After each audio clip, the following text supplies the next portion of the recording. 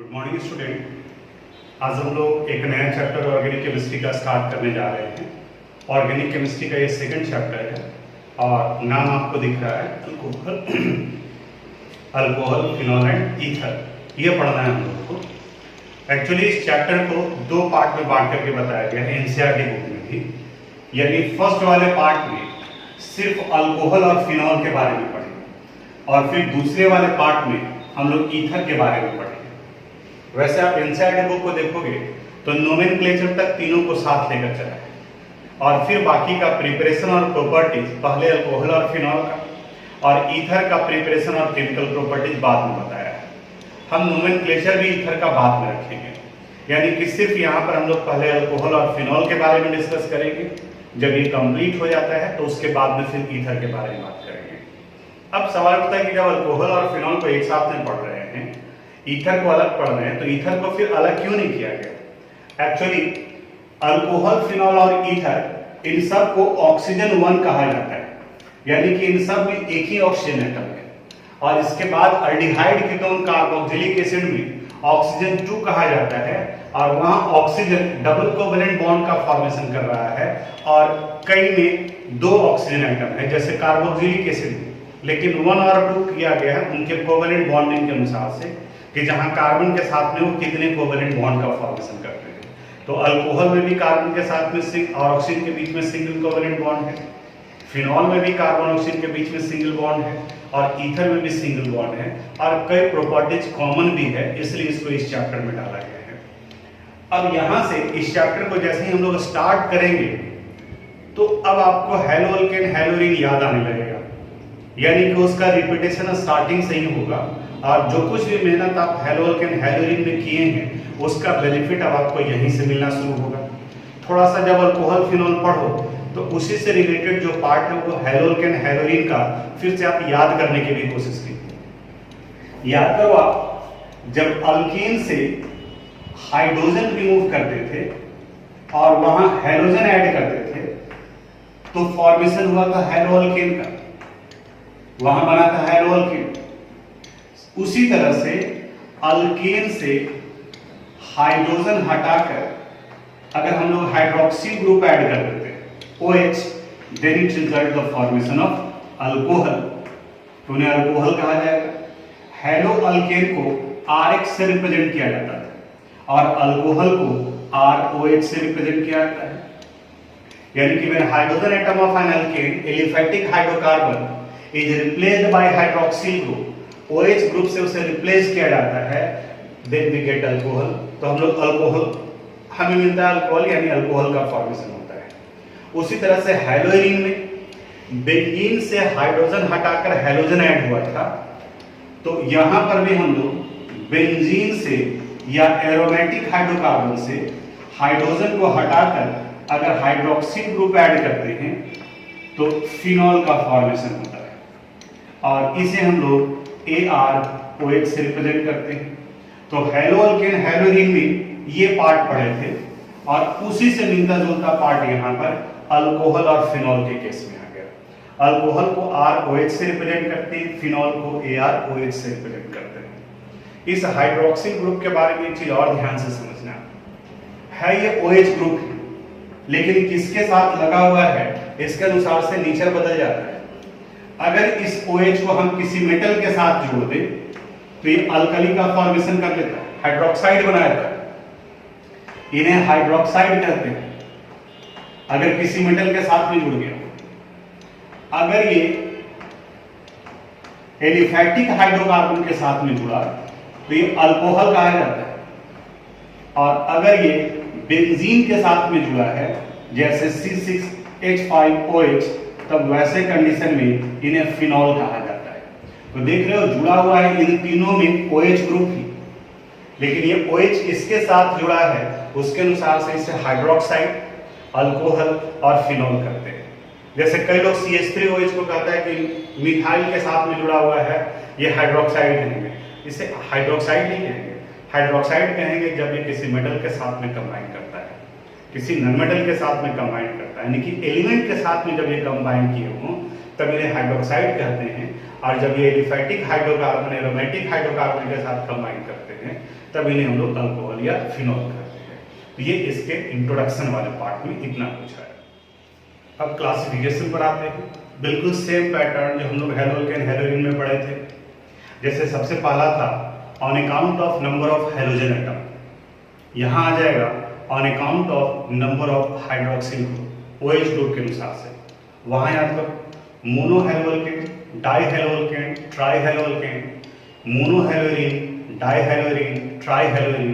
यहाँ हो जाएगा मोनोहाइड्रिक, डाईहाइड्रिक, ट्राईहाइड्रिक। मोनो का मतलब सिंगल, अगर सिंगल हाइड्रोक्सिल ग्रुप लगा हुआ हो या तो बेंजीन के साथ या एलिफैटिक हाइड्रोकार्बन के साथ, तब उन्हें हम लोग मोनोहाइड्रिक अल्कोहल या मोनोहाइड्रिक फिनॉल कहेंगे। डाईहाइड्रिक में 2 हाइड्रोक्सिल ग्रुप जुड़ा होगा और ट्राईहाइड्रिक में 3 हाइड्रोक्सिल ग्रुप जुड़ा होगा। जैसे मोनोहाइड्रिक के एग्जाम्पल में याद है, या तो आप CH3OH लिखो, अल्कोहल को रिप्रेजेंट कर रहा है, और फिनॉल के केस में यहाँ OH ग्रुप डाल दें। ये एग्जाम्पल हो गया मोनोहाइड्रिक का, क्योंकि इसके साथ में 1 हाइड्रोक्सिल ग्रुप लगा है। वहीं अगर डाईहाइड्रिक के बारे में बात करें तो CH2OH और CH2OH, इसे इथाइलिन ग्लाइकॉल कहा जाता है। आगे नोमेनक्लेचर में भी हम लोग डिस्कस करेंगे इसके बारे में। कॉमन नेम है इथाइलिन ग्लाइकॉल। और अगर 2 हाइड्रोक्सिल ग्रुप लगा हुआ है, कहीं पर भी लगा हो, हमें अभी सिर्फ नंबर के बारे में बात करना है, तो इन्हें डाईहाइड्रिक कहा जाएगा।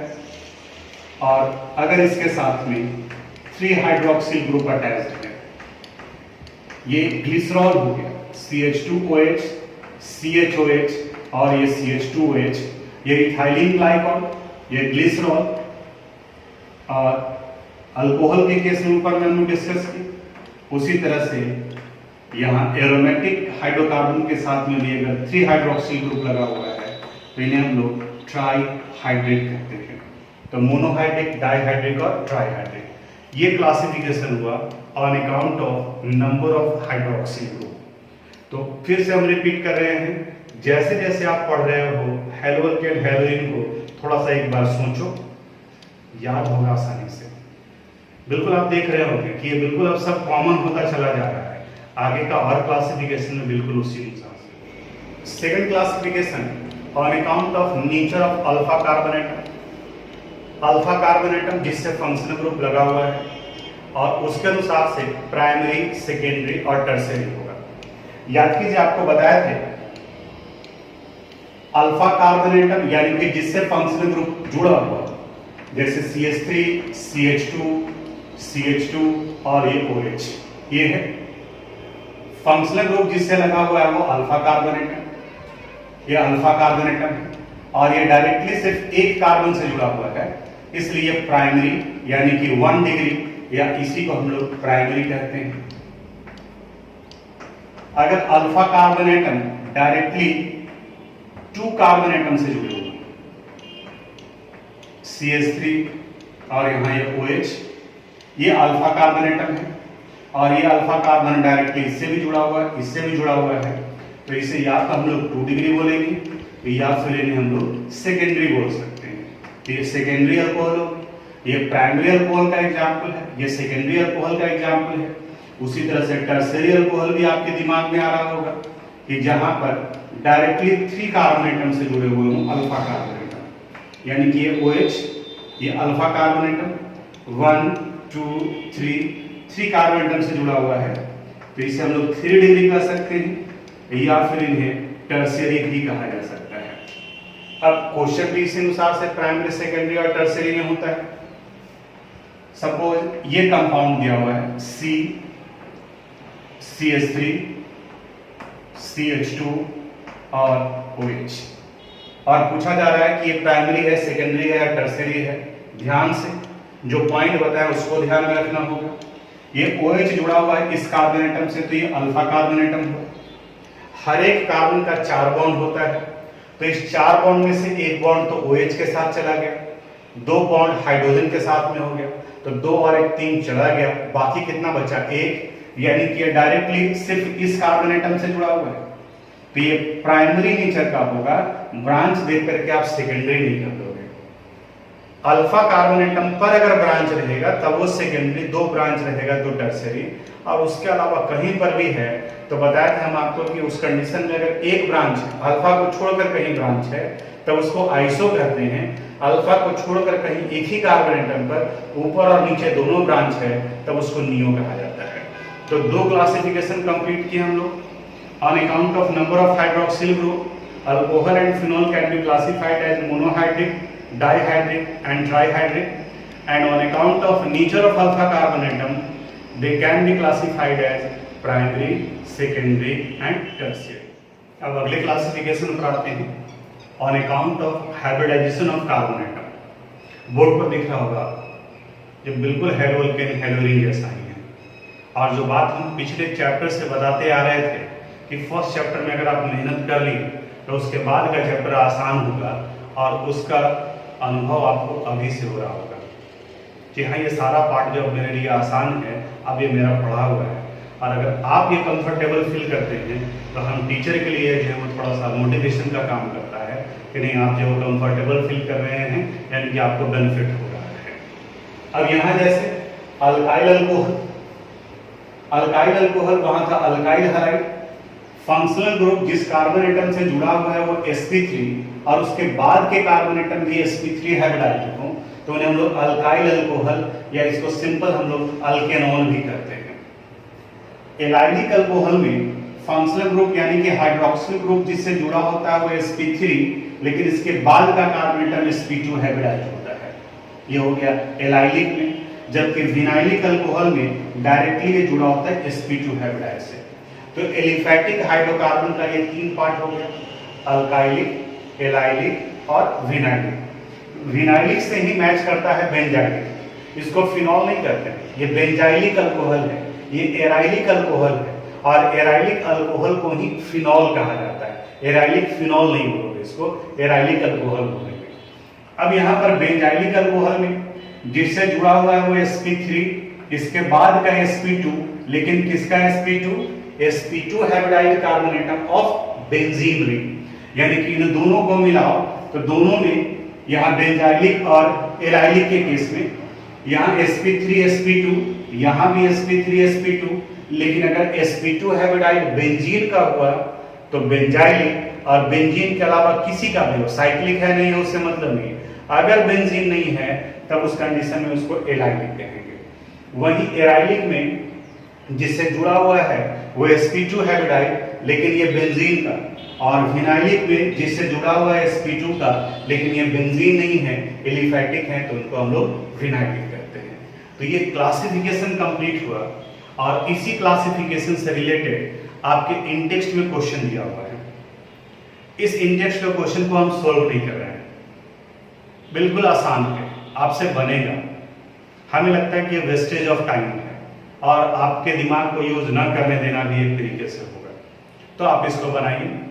आंसर भी इसका दिया हुआ है एनसीईआरटी बुक में, वहां से भी आप मिला सकते हैं, प्राइमरी है, सेकेंडरी है, टर्शियरी है, अल्काइलिक है, एलाइलिक है, विनाइलिक है या बेंजाइलिक है, तो वो क्वेश्चन आप इस क्लासिफिकेशन से रिलेटेड है, इसको आप सोल्व कीजिए। अब हम लोग नोमेनक्लेचर के पार्ट पर आते हैं। हाइड्रोक्सिल ग्रुप अगर प्रेजेंट है अल्काइल के साथ में तो अल्कोहल कहा जाता है। तो अभी हम लोग सबसे पहले अल्कोहल के बारे में बात करेंगे। ट्राइबल नेम में इन्हें अल्काइल अल्कोहल कहा जाता है, यानी कार्बन एटम के अनुसार से अल्काइल और लास्ट में अल्कोहल लगा देते हैं। और वही IUPAC में जितने कार्बन एटम हैं तो अल्केन से E हटाकर OL जोड़ देते हैं, तब इस कंडीशन में इनका नेमिंग हो जाएगा अल्केनॉल। अल्केन से E हटाकर OL जोड़ दिए यानी अल्केनॉल। अल्कोहल का फर्स्ट मेंबर है CH3OH। अगर इनके ट्राइबल नेम के बारे में बात करें तो अल्काइल अल्कोहल कहा जाता है, तो इसका नाम हो गया मिथाइल अल्कोहल। ये टॉक्सिक नेचर का होता है, ऑर्गेनिक सॉल्वेंट के फॉर्म में इस्तेमाल होता है, स्पिरिट के कंस्टिट्यूएंट्स में ये होता है, और टॉक्सिक नेचर का होता है। इसलिए कई बार में आप सुने होंगे कि जहरीली शराब पीने से इतने लोगों का मौत हो गया, तो वो जहरीला होता है, उसमें कंस्टिट्यूएंट मिथेनॉल भी है, पायरिडीन भी मिलाया जाता है, कॉपर सल्फेट भी मिलाया जाता है। जो सेकंड मेंबर है वो C2H5OH है, इसका नाम हो जाएगा 2 कार्बन एटम, इसलिए इथाइल अल्कोहल। ये अल्कोहलिक ड्रिंक का कंस्टिट्यूएंट्स है, ये भी इंडस्ट्री में यूज होता है। तो आप इमेजिन करो कि अगर इंडस्ट्री में C2H5OH यूज होता है, इसी को लोग ड्रिंक में भी यूज करते हैं, तो जो वर्कर काम करने वाला है तो वो तो काम कम करेगा और यूज इसका ज्यादा करेगा, पीने ही लगेगा। आप चाहे कितना भी प्रिकॉशन रखें, आप सीसीटीवी कैमरा लगाए हुए हैं, गार्ड लगाए हुए हैं, वो क्या करेगा, जानबूझ करके ड्रम में गिर जाएगा और गिरा हुआ पीता रहेगा। उसको निकालने के लिए जब तक आप निकालेंगे तब तक वो अपने जरूरत के हिसाब से वो पी चुका होगा। आप उस पर क्लेम भी नहीं कर सकते, एक्सीडेंट तो होता ही है। वो वर्कर तो बेचारा गिर गया उस कंटेनर में, उस ड्राम में वो गिर गया, उसका गलती थोड़ी था। अब वो पी रहा है, क्या कर रहा है, नदी में गिर जाता है तो नदी का पानी मुंह में पेट में नहीं चला जाता है, तो आप उसके ऊपर ब्लेम नहीं लगा सकते। तब इंडस्ट्री में इससे बचाने के लिए वर्कर इसको जो है वो यूज ना करे, इसको डीनेचर्ड कर दिया जाता है। अब डीनेचर्ड करने के लिए या तो मिथेनॉल मिक्स कर दिया गया, पायरिडीन मिक्स कर दिया गया, कॉपर सल्फेट मिक्स कर दिया गया, और वर्कर को अब ये पता चल गया कि अब ये जो अल्कोहल है वो पीने के लायक नहीं है, अब ये डीनेचर्ड हो चुका है, अब ये टॉक्सिक नेचर का है, तो फिर उसका यूज वो नहीं करते हैं। लेकिन कई लोग चूंकि इंडस्ट्री में सॉल्वेंट के फॉर्म में है, तो वो मार्केट में बाकी के जो शराब मिलते हैं उससे वो सस्ता पड़ता है, तो उसे ला करके वो कन्वर्ट करते हैं। कन्वर्सन यानी कि जो टॉक्सिक सब्सटेंस है उसे रिमूव करना। लेकिन जो बनाने वाले हैं जनरली वो स्लम एरिया में बनाया जाता है, कन्वर्ट किया जाता है, जहां पर कोई इंस्ट्रूमेंट नहीं है चेक करने के लिए कि हाँ ये मिथेनॉल पूरी तरह से कन्वर्ट हो चुका है या नहीं हो चुका है। तो अगर बचा हुआ रह गया उसमें, तो इसी वजह से वो जहरीला बन जाता है और अगले दिन पेपर में छप जाता है, जो लोग पी गए हैं वो। तो ये मिथेनॉल और ये इथेनॉल हुआ, यानी कह सकते हो आप कि इथेनॉल पीने से लोग होश में नहीं रहते और मिथेनॉल पीने से लोग रहते ही नहीं, क्योंकि ये टॉक्सिक नेचर का होता है। थर्ड मेंबर है C3H7OH, इन्हें कहा जाता है प्रोपाइल अल्कोहल। प्रोपाइल अल्कोहल तो फिर इसी तरह से बढ़ता जाएगा, butyl alcohol, pentyl alcohol, hexyl alcohol. और अगर IUPAC नेमिंग के बारे में बात करें तो 1 कार्बन एटम है, तो इसका नाम हो गया मीथेनॉल, यानी ई को रिमूव कर देना है, तो मीथेन से ही हटा दिया, इसका नाम हो गया इथेनॉल। यहां होगा propanol, propanol, butanol, pentanol and so on. ये मॉलिक्यूलर फार्मूला से रिलेटेड था। अब हम लोग बात करेंगे इनके स्ट्रक्चरल फार्मूला से रिलेटेड कंपाउंड का नेमिंग कैसे करेंगे। अब जैसे CH3OH का नेमिंग करना है हम लोगों को, तो इस कंपाउंड का नाम हो जाएगा मीथेनॉल। CH3 CH2 OH अगर है तो इसका नाम होगा ethanol. CH3 CH2 CH2 OH है, तो अब इस जगह पर अगर आप लिख देते हैं प्रोपेनॉल तो ये गलत हो जाएगा। अब यहां इनका नाम प्रोपेनॉल नहीं हुआ, 3 कार्बन एटम से इनका नंबरिंग लिखना पड़ेगा, यानी जिधर से हाइड्रोक्सिल ग्रुप नजदीक में आएगा उधर से काउंट करोगे, तो ये फर्स्ट कार्बन एटम पर है, तो इसका नाम होगा प्रोपेन 1ऑल। अब सवाल उठता है कि जब ये प्रोपेन 1ऑल हुआ तो इसको हम लोग इथेन 1ऑल क्यों नहीं लिखे। फिर पिछले चैप्टर का ही याद करो, बताया था कि नंबर हम लोग वहां लिखते हैं जहां पर एक से ज्यादा पोजीशन बन सकता है। इथेन के केस में यहां अगर रखोगे तो इधर से काउंट करना होगा, 1 पर आएगा। यहां अगर रखते हैं तो इधर से काउंट करेंगे तो भी 1 पर आएगा। लेकिन प्रोपेन के केस में ये अभी 1 पर आया है। अगर देखो इस तरीके से हम लोग लिखते हैं CH3 CH OH और यहां ये CH3, तब 1 2 3, तो इसका प्रोपेन 2 और हो जाएगा, यानी सेकेंड कार्बन एटम पर लगा हुआ है। तो प्रोपेनॉल अगर आप बोलते हैं तब तो ये क्लियर नहीं हुआ कि वो प्रोपेन 1 ऑल है या प्रोपेन 2 ऑल है। यानी प्रोपेन के केस में हाइड्रोक्सिल ग्रुप का दो पोजीशन हो सकता है, फर्स्ट कार्बन एटम पर भी आ सकता है और सेकंड कार्बन एटम पर भी आ सकता है। इसलिए नेमिंग करते वक्त में उसके पोजीशन को लिखते हैं। लेकिन मीथेनॉल और इथेनॉल के केस में इसका पोजीशन नहीं आएगा, इसलिए उसे नहीं लिखते हैं। अब इसके साथ में कोई और भी ग्रुप लगा रह सकता है, जैसे CH3 CH, CH3 CH OH और यहां CH3। नंबरिंग उधर से करेंगे जिधर से फंक्शनल ग्रुप नजदीक में पड़े। हमारा फंक्शनल ग्रुप है OH। Longest carbon chain select करना है। देखो लॉन्गेस्ट कार्बन चेन दिख रहा है, तो 1 2 3 4। अब थर्ड कार्बन एटम पर ये मिथाइल लगा हुआ है, तो सिर्फ सफिक्स के फॉर्म में जो सीनियर फंक्शनल ग्रुप है वो लगते हैं, बाकी सब प्रीफिक्स के फॉर्म में होता है। तो थर्ड कार्बन एटम पर मिथाइल ग्रुप है, तो इसका नाम हो गया 3 मिथाइल। टोटल 4 कार्बन एटम है, तो 4 से ब्यूटेन, और सेकंड पर अल्कोहलिक ग्रुप लगा हुआ है, तो ब्यूटेन 2 ऑल। एक और एग्जांपल देखते हैं, CH3 CH Br CH CH3 CH Cl CH OH और CH3। पहले आप क्या करो, आइडेंटिफाई कर लो सीनियर फंक्शनल ग्रुप अल्कोहल। आगे सीनियरिटी टेबल भी बताएंगे जब एल्डिहाइड वाले पार्ट में जाएंगे तब। अब इसके बाद नंबरिंग उधर से करेंगे जिधर से सीनियर फंक्शनल ग्रुप नजदीक में पड़े। तो यहाँ 1 2 3 4 5 और ये 6। यहाँ इसके अलावा बाकी सभी को प्रीफिक्स के फॉर्म में लिखना है, ब्रोमो, क्लोरो और ये मिथाइल। तो अल्फाबेट में पहले ब्रोमो आएगा, तो 5th कार्बन एटम पर है, तो इसलिए हो गया 5 ब्रोमो। क्लोरो 3 कार्बन एटम पर है, तो यहां ये हो गया 3 क्लोरो। मिथाइल 4 कार्बन एटम पर है, 4 मिथाइल। सारा प्रीफिक्स हो गया। अब 6 कार्बन एटम है, तो 6 कार्बन एटम से हुआ हेक्सेन, और सेकंड कार्बन एटम पर OL ग्रुप लगा हुआ है, तो हेक्सेन 2। अब हम लोग वैसे कंपाउंड के बारे में नेमिंग करते हैं जहां एक से ज्यादा हाइड्रोक्सिल ग्रुप लगा हुआ है। जैसे यहां पर 2 हाइड्रोक्सिल ग्रुप लगा हुआ है, तो 1 2, तो इसका नेमिंग करेंगे तो आ जाएगा इथेन। 1 और 2 पर लगा हुआ है, तो 1 2 डाइऑल।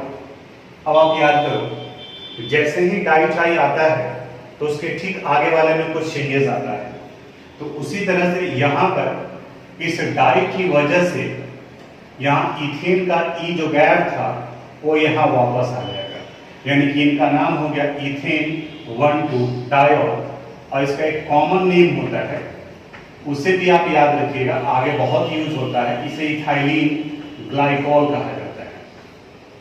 इसी कंसेप्ट को यूज हम लोग यहाँ पर भी कर सकते हैं, CH2OH CHOH एंड CH2OH।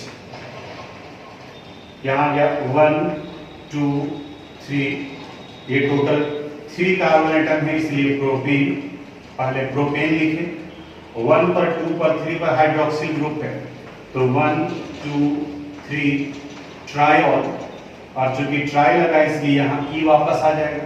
तो इस ई पे आप ध्यान दीजिएगा, जनरली स्टूडेंट का जल्दीबाजी में छूट जाता है। और इसका कॉमन नेम होता है ग्लिसरॉल। नाम सुने हुए आप ग्लिसरॉल, ये कॉमन नेम इनका इंपॉर्टेंट है। अब इस कंसेप्ट को लेकर के आगे भी हम लोग कोई और दूसरे फंक्शनल ग्रुप को भी जोड़ करके चल सकते हैं।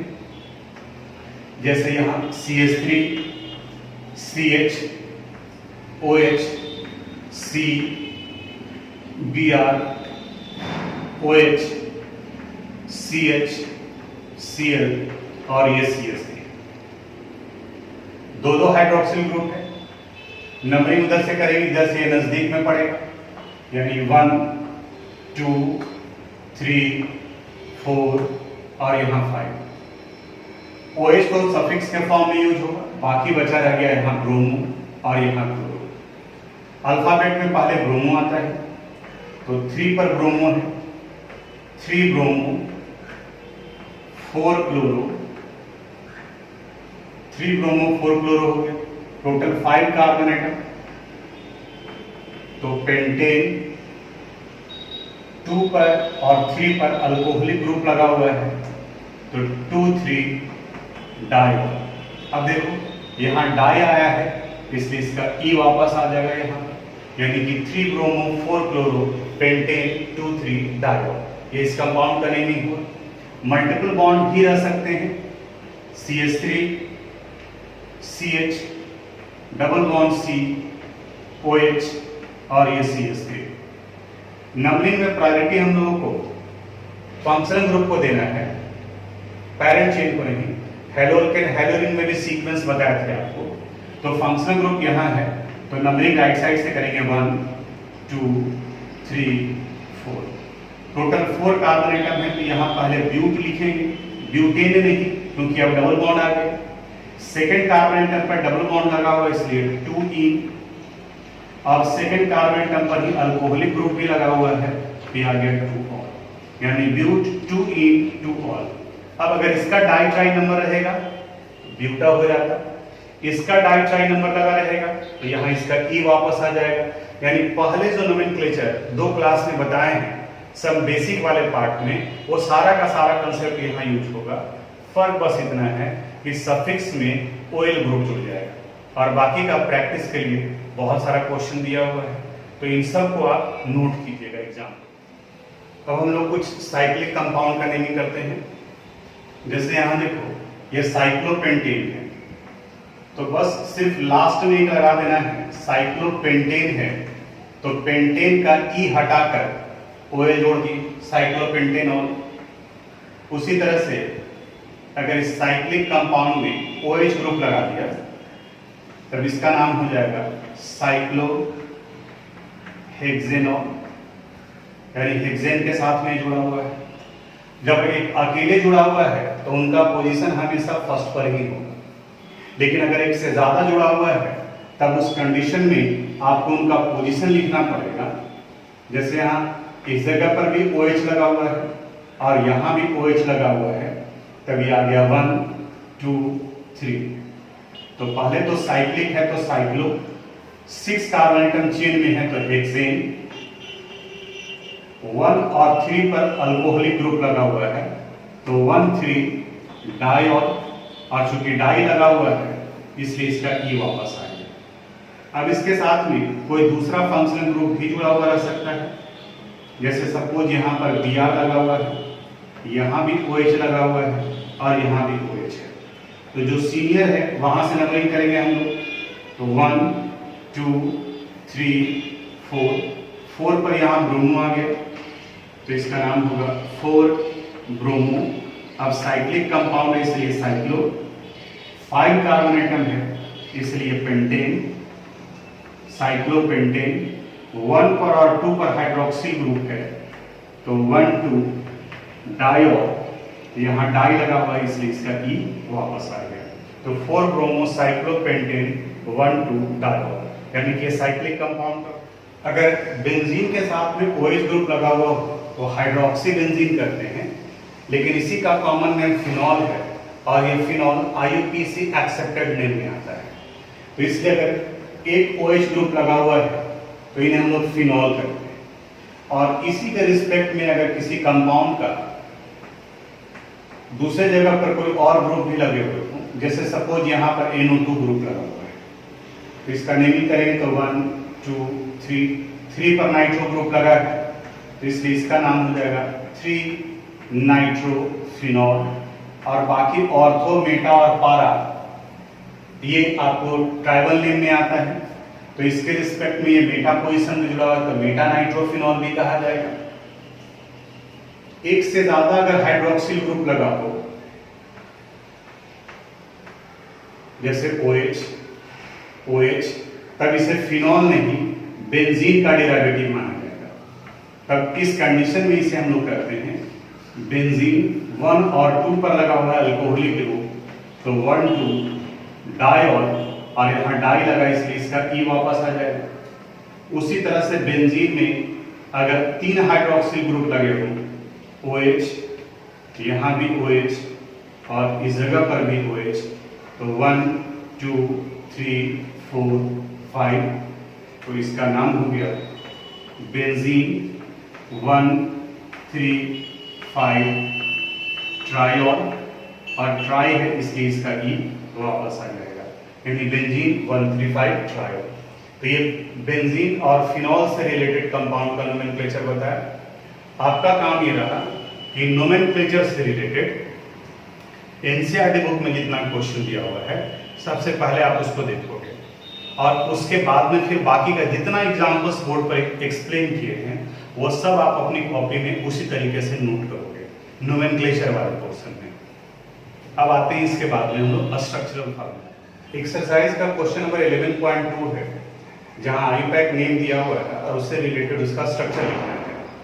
पहले ही बताया था आपको कि स्ट्रक्चर लिखना कंपैरेटिवली ज्यादा आसान होता है, क्योंकि इसमें बस एक बार में आपको फॉर्मेट समझ में आ गया तो बाकी लिख सकते हैं। जैसे यहाँ पर पेरेंट देखो दिख रहा है हेक्सेन, पूरे कंपाउंड का नेमिंग एक बार में पढ़ेंगे।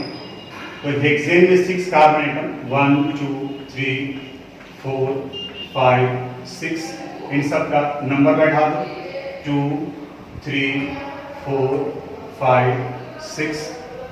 अब जहां जहां पर स्टार्टिंग से जो ग्रुप आ रहा है उसको डालते जाओ। 3 5 डाइमिथाइल, यानी कि 3 पर भी मिथाइल ग्रुप है और 5 पर भी मिथाइल ग्रुप है।